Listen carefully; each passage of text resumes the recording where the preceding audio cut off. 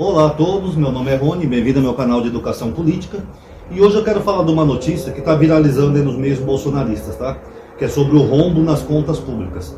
Saiu uma matéria, segundo o IPEA, o Brasil fechou o ano passado, o primeiro ano do governo Lula, com um rombo de 234 bilhões de reais, sendo que no último ano do governo Bolsonaro tinha tido um superávit, né? Tinha tido um superávit de 58 bilhões aproximadamente.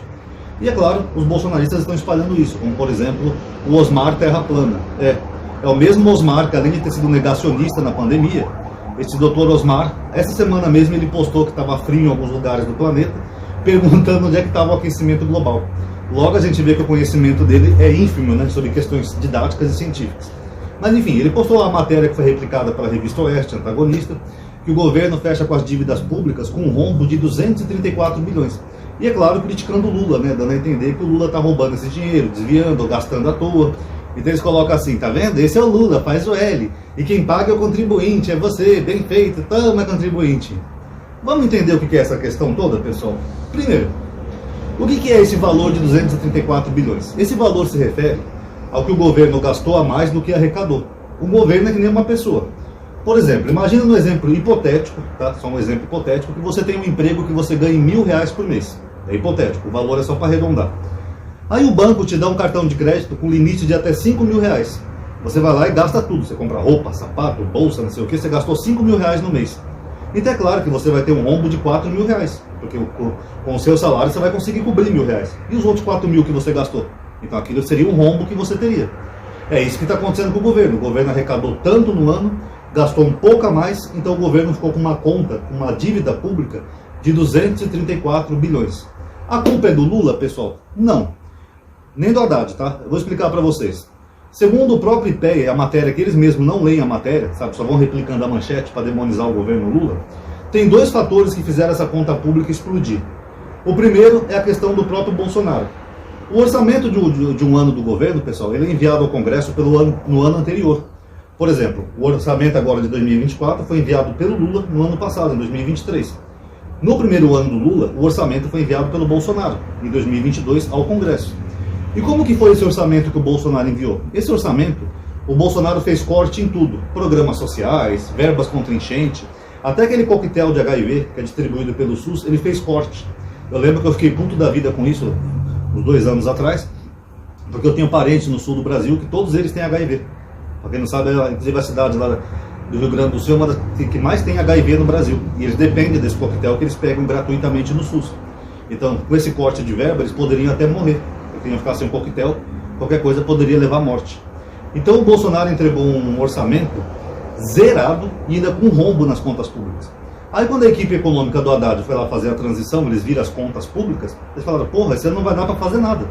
O Lula prometeu mundos e fundos na campanha, que ia ajudar os pobres, que o pobre ia comer picanha, ia fazer os programas sociais, não sei o quê.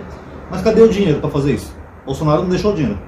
Então o que o Haddad fez com o Lula? Eles fizeram uma medida provisória, que é uma MP, levaram ao Congresso, né, para ser aprovado, o Congresso aprovou, permitindo ao governo Lula gastar mais do que o orçamento deixado pelo Bolsonaro. Por quê? Porque eles tinham que fazer coisas até que eram emergenciais, como esse coquetel da AIDS, por exemplo. Então, para recompor todos esses programas sociais que o Bolsonaro triturou, detonou, ele fez essa PEC emergencial e conseguiu manter os programas sociais e até ampliar os programas sociais, como Bolsa Família, Minha Casa Minha Vida, e tantos outros programas aí do governo, FIES, Fiesp, essas coisas todas. Foi através de uma PEC emergencial. Isso aumentou um tanto a dívida pública do governo. É que nem o cartão de crédito. Imagina que você chega lá para pagar o cartão, você não tem o dinheiro, aí você conversa com o seu gerente e fala, olha, você pode parcelar essa conta para mim? Porque esse mês eu não vou ter o dinheiro para pagar. Eu tenho que comprar um remédio que é urgente. Você parcela, eu vou pagando aos pouquinhos. Ele fala, beleza, essa conta aqui você tem que pagar o valor mínimo, né, da parcela do cartão de crédito, e o resto você vai pagando aos pouquinhos. Foi exatamente o que o Lula fez. Ele fez uma PEC permitindo ao Congresso, que seria o gerente nesse caso, poder gastar um pouquinho a mais e ir pagando aos poucos. Porque senão todos esses programas sociais teriam findado no ano de 2023, porque o Bolsonaro não deixou dinheiro.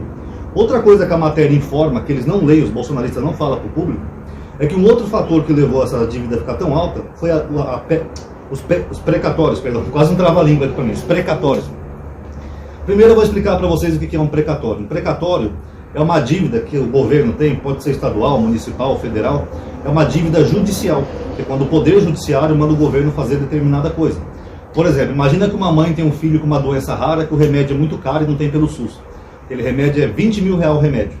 Ela pode entrar na justiça e obrigar o Estado a fornecer o remédio para ela. Ela fala, olha, eu sou pobre, eu não tenho dinheiro para comprar esse remédio. Aí um juiz pode dar uma liminar para ela e falar, ó, determino que o Estado dê o remédio para essa senhora, gratuitamente, porque ela não pode pagar e o filho dela pode morrer. Então é uma dívida que o governo tem, judicial. O governo é obrigado a pagar essa conta porque foi o poder judiciário que determinou. E na época do Bolsonaro, ele foi acumulando dívidas de precatórios. O Bolsonaro não pagava. Até nisso o Bolsonaro é um péssimo governante, né? E metade do Brasil acha que ele é um mito. A metade que não entende nada de política e economia no Brasil. E o Bolsonaro foi dando calote nos precatórios, tanto que ele chegou a fazer uma PEC dos precatórios, para quem não sabe. E o calote foi aumentando. Aí quando chegou no governo Lula, o Lula falou, porra, a gente tem que pagar essas dívidas, são dívidas judiciais. Não dá para ficar enrolando ou fazendo PECzinho e ficar adiando isso daqui. Então só nesse ano que passou de 2023, o governo Lula resolveu quitar essa dívida dos precatórios. Eles pagaram mais de 90 bilhões de reais.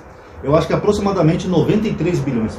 Então desses 234 bilhões do rombo da dívida pública, 93 bilhões só é a dívida dos precatórios. O Lula pagou porque o Bolsonaro dava calote. Então são 93 bilhões dos precatórios e pode colocar aí mais uns 100 bilhões ou até mais de programas sociais que o Lula fez, só isso aí dá aproximadamente 200 bilhões. Fazendo uma conta assim de cabeça e por alto, tá? Então quase todo o valor desse rombo da dívida pública foi causado por causa das más ações do governo anterior. É até patético, né, os bolsonaristas, que quando eles veem os bons índices do Lula, né, dólar baixo, inflação controlada, tudo bonitinho, eles falam que a culpa é do Paulo Guedes. Ah, foi o Paulo Guedes que deixou o terreno arrumado para o Lula governar, isso aí é fruto do Paulo Guedes. Agora, essas dívidas de precatório e o corte nos programas sociais, aí a culpa é do Lula. Não, aí a culpa é do Lula, já governou um ano, a culpa é do Lula. Vocês viram como eles são hipócritas e canalhas? Então eles não entendem isso, eles não entendem que o governo Lula já assumiu com algumas dívidas, com alguns pepinos na economia. O Haddad lutou o ano inteiro para tentar criar o chamado déficit zero, por isso que ele criou alguns outros impostos impopulares, como aquele da Shein, que todo mundo reclama, tal, não sei o quê, para tentar zerar isso daí. Porque se o governo está gastando mais do que arrecada, tem que aumentar a arrecadação ou diminuir os gastos. Só que se diminuir os gastos, você pode afetar os programas sociais. Então o que o Haddad está tentando fazer é aumentar os gastos. É que nesse exemplo do cartão de crédito que eu falei para você, ou você para de gastar no cartão de crédito, ah, Ronaldo, mas eu não posso, eu tenho que comprar roupa para meus filhos, tenho que comprar material escolar, tenho que comprar não sei o quê. Então arruma outro emprego, você tem que aumentar os ganhos então. Faz um meio período em algum lugar, faz um estágio em outro lugar, faz diária quando você estiver no horário de folga, porque você tem que quitar essa dívida para o cartão de crédito. É a mesma coisa o governo. Como o governo não pode cortar certas despesas que são fixas, despesas com saúde, inclusive, que o Bolsonaro cortou, começo do coquetel que eu falei, por exemplo, então o governo está tentando aumentar a arrecadação para tentar chegar ao déficit zero. É claro que esse primeiro ano não teve como. Agora, o ano que vem, talvez o Haddad consiga fazer uma política diferente, outras medidas, sei lá, talvez ele consiga zerar. Eu termino o vídeo dando uma sugestão para o Haddad, tá? Haddad, taxa as igrejas. As igrejas evangélicas movimentam bilhões e bilhões no Brasil e são isentas de imposto. É só um desvio de renda de milhares de pessoas do Brasil todo, daquela classe mais humilde, vai tudo para a bolsa de pastor. O Edir Macedo, por exemplo, tem uma mansão em Petrópolis, e tem vários quartos, suítes, não sei o quê, e a mansão está em nome da igreja. Ele não paga nem sequer IPTU daquela mansão dele, que ele coloca em nome da igreja. E é claro que ninguém quer mexer com as igrejas, né? Porque os evangélicos são moeda de troca, né? Um capital político. Mas, se eu fosse o Haddad, eu começava a pensar e propor isso daí. Porque as igrejas, realmente, elas são privilegiadas no Brasil, elas movimentam bilhões e bilhões e bilhões e não pagam nada de imposto. Eu sei que vai vir gente aí defender crente nos comentários, eu não estou falando da sua igrejinha de esquina não, pequenininha não. Eu estou falando desses grandes templos que tem aqui no Brasil. Templos que movimentam bilhões. Pega, por exemplo, ali o Templo de Salomão que o Edir Macedo fez. Na inauguração dele, a gente viu os helicópteros levando malas e malas de dinheiro. Por que ele não pode pagar imposto? Edir Macedo é pobre? Ele é um pobre coitado? Eu acho que está na hora do Brasil começar a pensar sobre isso, tá? E, inclusive a CPI das igrejas evangélicas, o pessoal está fazendo uma ondinha no Twitter, viu? Para nós começar a pegar essas igrejas aí pilantras que fazem lavagem de dinheiro, tá? Então tá aí, pessoal, é isso que os bolsonaristas não te contam sobre o rombo, tá? Eles mentem para você, eles pegam o dado bruto. Ó, o governo Lula fez um rombo de 234 bilhões, mas eles não falam para você que foi para manter os programas sociais e pagar os precatórios que o Bolsonaro deu calote. Isso eles não contam. Então não caia nessas mentiras não, tá bom? Isso são só narrativas bolsonaristas. Quem gostou, dá um like aí no vídeo, tá? Quem é inscrito vai se inscrever, ativa o bendito sininho, porque o YouTube agora não notifica todo mundo, tá bom? Comente o que vocês acharam, até bom que ajuda a dar um pouco de engajamento no vídeo. Obrigado aí por ter assistido. Paz a todos.